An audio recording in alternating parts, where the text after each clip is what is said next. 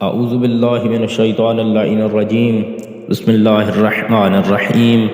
اللہم صل علی محمد وآل محمد وعجل فرجہم۔ صحیفہ کاملہ میں امام زین العابدین علیہ السلام جب کسی کی خبر مرگ سنتے یا موت کو یاد کرتے تو یہ دعا پڑھتے: اے اللہ، حضرت محمد مصطفیٰ صلی اللہ علیہ وآلہ وسلم اور ان کی آل پر رحمت نازل فرما، اور ہمیں طویل امیدوں سے بچائے رکھ، اور پرخلوص اعمال بجا لانے سے دامن امید کو کوتاہ کر دے، تاکہ ہم ایک گھڑی کے بعد دوسری گھڑی کے تمام کرنے، ایک دن کے بعد دوسرے دن کے گزارنے، ایک سانس کے بعد دوسری سانس کے آنے اور ایک قدم کے بعد دوسرے قدم کے اٹھنے کی آس نہ رکھیں۔ ہمیں فریب، آرزو اور فتنہ امید سے محفوظ و معمون رکھ، اور موت کو ہمارا نصب العین قرار دے، اور کسی دن بھی ہمیں اس کی یاد سے خالی نہ رہنے دے، اور نیک اعمال میں سے ہمیں ایسے عمل خیر کی توفیق دے جس کے ہوتے ہوئے ہم تیری جانب بازگشت میں دیری محسوس کریں، اور جلد سے جلد تیری بارگاہ میں حاضر ہونے کی آرزو مند ہوں،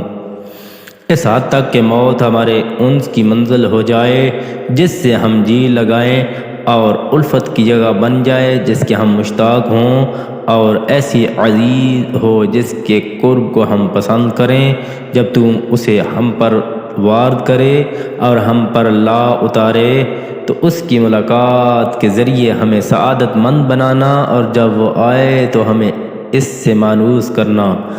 اور اس کی مہمانی سے ہمیں بدبخت نہ قرار دینا، اور نہ اس کی ملاقات سے ہم کو رسوا کرنا، اور اسے اپنی مغفرت کے دروازوں میں سے ایک دروازہ اور رحمت کی کنجیوں میں سے ایک کلید قرار دے، اور ہمیں اس حالت میں موت آئے کہ ہم ہدایت یافتہ ہوں، گمراہ نہ ہوں، فرمانبردار ہوں، اور موت سے نفرت کرنے والے نہ ہوں، توبہ گزار ہوں، خطا کار اور گناہ پر اصرار کرنے والے نہ ہوں۔ اے نیکوکاروں کے اجر و ثواب کا ذمہ لینے والے، اور بد کرداروں کے عمل و کردار کی اصلاح کرنے والے۔ تشریح: اس دنیا میں کوئی انسان یہ نہیں چاہتا کہ وہ اپنے املاک، باغات، مال و اثاثہ اور ساز و سامان راحت کو چھوڑ کر قبر کا تاریک گوشہ بسائے، اور اس مادی زندگی سے رابطہ ختم کر کے موت سے رشتہ جوڑے، کیونکہ اس دنیا رنگ و بو میں اتنی جاذبیت و کشش ہے کہ اسے اپنے اختیار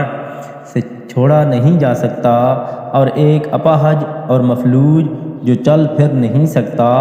اور ایک اندھا بہرہ گنگا جو دیکھنے، سننے اور بولنے سے عاجز ہے، وہ بھی یہی چاہتا ہے جس حالت میں ہوں زندہ رہوں۔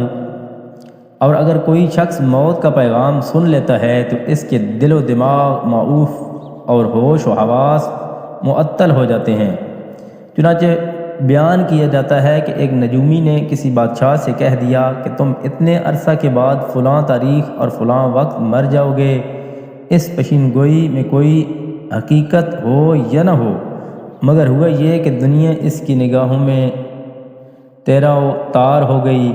اگرچہ پیشین گوئی کے مطابق زندگی کا کچھ عرصہ باقی تھا، مگر اس نے کاروبار مملکت سے ہاتھ اٹھا لیا،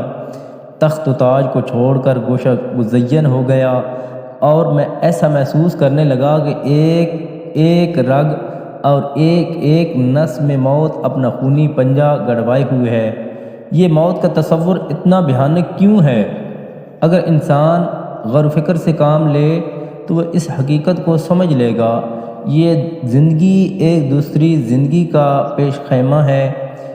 کیونکہ بگڑنا بننے ہی کے لیے ہوتا ہے، اور جب کہ ہر غروب کے بعد طلوع، ہر خزاں کے بعد بہار، اور ہر شام کے بعد صبح کی نمود ضروری ہے،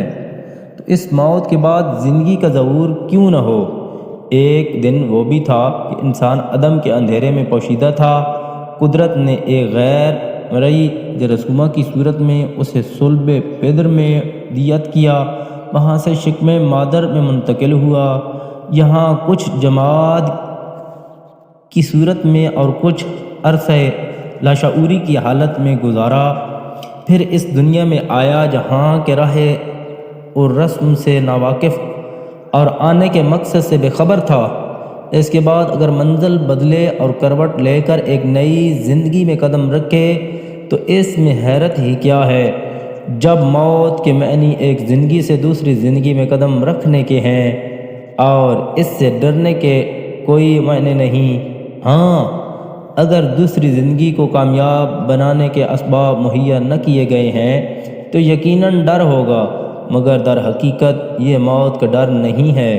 بلکہ وہاں کی ناکامی اور رسوائی کا ڈر ہے۔ اس لحاظ سے دنیا میں 3 قسم کے لوگ ہیں۔ ایک وہ جو اس حقیقت کو سمجھتے ہیں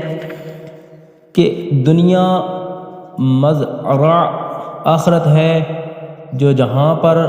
بویا جائے گا وہی آخرت میں کاٹا جائے گا، اسی لیے وہ مقصد حیات کے پیش نظر عمل آخرت سے غافل نہیں رہتے، اور ان کی خواہش یہی ہوتی ہے کہ آخرت کا کوئی کام ادھورا اور نامکمل نہ رہ جائے تاکہ اللہ تعالیٰ انہیں انعام و اکرام کا مستحق سمجھے